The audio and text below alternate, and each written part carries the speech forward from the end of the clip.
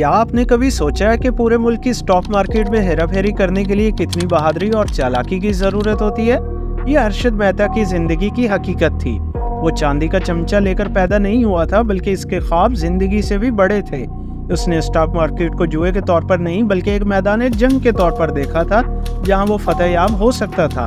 अपनी करिश्माती शख्सियत और गैर मुतज़लज़ल एतमाद के साथ वो लोगों को अपने शहर से शेयर्स और दौलत के ख्वाबों की दुनिया में ले जाता था और सादा जिंदगी से लेकर स्टॉक की नशावर दुनिया की तरफ राग़िब करने में कामयाब रहता था। हर्षद मेहता एक ऐसा शख्स था जो दौलत और ताकत की तरफ राग़िब था। हर्षद मेहता की कहानी सिर्फ एक घोटाले के बारे में नहीं है, बल्कि हिंदुस्तानी स्टॉक मार्केट में बेमिसाल इजाफे के बारे में भी है। आज हम इस कहानी को जानेंगे। हेलो दोस्तों, welcome to Truth in Colour. ये कहानी उस वक्त शुरू होती है जब मेहता एक नौजवान और पुरजोश आदमी स्टॉक मार्केट के हंगामा खेज पानियों में डुबकी लगाता है। वो शुरू से ही फौरी दौलत की रुग़बत और मार्केट खेलने के तरीकों से मुतासिर था। मेहता खतरात से दूर रहने वाला बिल्कुल नहीं था। इसकी जुर्रतमंदाना हिकमत अमली और जारहाना चालों और जीतने वालों को चुनने के लिए बाजार बेराह रवि ने इसे सुर्खियों में ले लिया। वो बाजार का सिर्फ एक खतरनाक खिलाड़ी नहीं था, वो बाजार बन गया था। इसकी तिजारत स्टॉक बना या तोड़ सकती थी। इसकी तजावीज़ को बहुत से लोगों के लिए खुशखबरी समझा जाता था। जैसे जैसे इसका असर बढ़ता गया, वैसे वैसे इसकी शोहरत भी बढ़ती गई। जल्द ही वो मार्केट के उस्ताद के तौर पर जाना जाने लगा, एक ऐसा जादूगर जो भूसे को सोने में बदल सकता था। मार्केट की नकलो हरकत की पेशगोई करने की इसकी महारत, स्टॉक मार्केट में छुपे हुए दाव पेच को सूंघने की इसकी गैर मामूली सलाहियत और इसके बेबाक दावों ने इसकी तेज रफ्तार तरक्की में इजाफा किया। लेकिन ये सिर्फ विनर्स को चुनने की इसकी महारत ही नहीं थी जिसने इसे द बिग बुल का एजाज हासिल किया। ये इसका तेज नजरिया था, हिंदुस्तानी मार्केट की सलाहियत पर इसका अटल यकीन और कामयाबी के लिए इसकी मुसलसल कोशिश थी। इसकी बहादुर हिकमत अमली और मार्केट की नकलो हरकत की पेशगोई करने की गैर मामूली सलाहियत ने इसे हिंदुस्तानी स्टॉक मार्केट का बिग बुल बना दिया। लेकिन इस कामयाबी के चमकते चेहरे के पीछे एक खौफनाक तूफान बरपा था।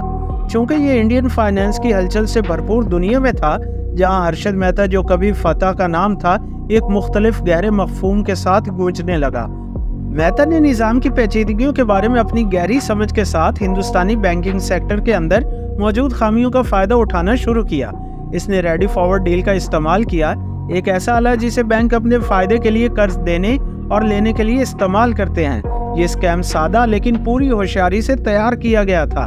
वो बैंकों से फंड्स उधार लेता, इनके लिए सिक्योरिटीज़ खरीदने का वादा करता, लेकिन इसकी बजाय वो इन फंड्स को स्टॉक मार्केट में मुंतकिल कर देता। वो जिन स्टॉक को निशाना बनाता वो बढ़ जाते, जिससे मार्केट में तेजी पैदा हो जाती। इस घोटाले का पैमाना बहुत बड़ा था। इसमें सिर्फ एक या दो बैंक शामिल नहीं थे, बल्कि एक भीड़ शामिल थी। एक अंदाजे के मुताबिक बैंकिंग सिस्टम के ये 24,000 क्लॉज कुछ इतने बड़े थे कि ये आज की करेंसी में अरबों के बराबर होंगे। लेकिन ताश के पत्तों के घर की तरह ये सब कुछ गिरने वाला था। मेहता की चालों से मसनूई तौर पर फैली हुई मार्केट इस स्कैंडल के सामने आने पर क्रैश कर गई। शेयर्स की कीमतें गिरने के साथ ही हिंदुस्तानी मैशियत को झटका लगा और रातों रात किस्मत की देवी का सफाया हो गया। वो बैंक जो इस स्कैम का हिस्सा थे, दिवालिया होने के दहाने पर थे और इनकी साख ने हर्षद के नाम को दागदार कर दिया। मेहता का स्कैंडल इतना बड़ा था कि इसने मुल्क के मालियाती निज़ाम पर देरपा असर छोड़कर पूरे मुल्क में सदमे की लहरें पैदा कर दी। इस स्कैंडल के नतीजे में हिंदुस्तानी मालियाती शोबे में अहम तब्दीली आई। वो धोखाधड़ी और हेराफेरी जो हर्षद मेहता की बुनियाद थी, मेहता के ऑपरेशंस ने बैंकिंग और स्टॉक मार्केट के निज़ाम में शदीद खामियों को बेनकाब किया। रेगुलेटरी इदारों ने इस तरह की तबाही को दोबारा आने से रोकने के लिए सख्त कंट्रोल और इकदामात को नाफिज करने के लिए तेजी से हरकत की। शफाफियत, जवाबदेही और मजबूत चेक एंड बैलेंस पर जोर दिया गया। Securities and exchange board of India या SEBI को मार्केट को रेगुलेट करने और इसकी निगरानी करने के लिए ज्यादा इख्तियारात दिए गए, जिसका मकसद सरमायाकारों का एतमाद बहाल करना और मार्केट की सालमियत को यकीनी बनाना था। इस स्कैंडल की वजह से मेहता और इसमें मुलव्वस दीगर कई अफराद की गिरफ्तारी की गई और मुकदमा चलाया गया।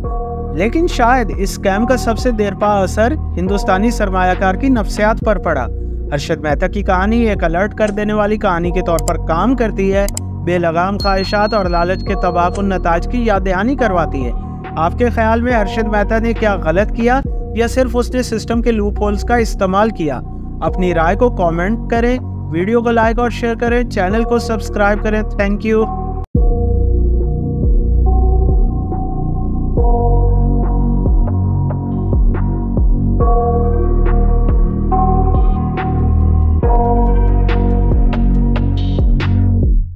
I got nightmares in my head, I fear that the thoughts build up until I can't hear